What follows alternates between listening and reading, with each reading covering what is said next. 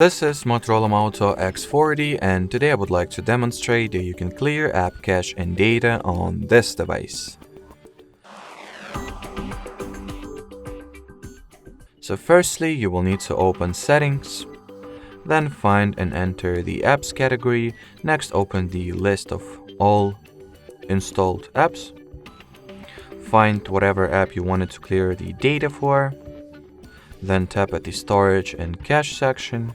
And at the storage page, as you can see, we have two options. We can either exclusively clear cache or clear all app/user data that this application stores, including cache as well, by tapping at the clear storage option. Alrighty, so that will be it for this video. Thanks for watching and bye bye.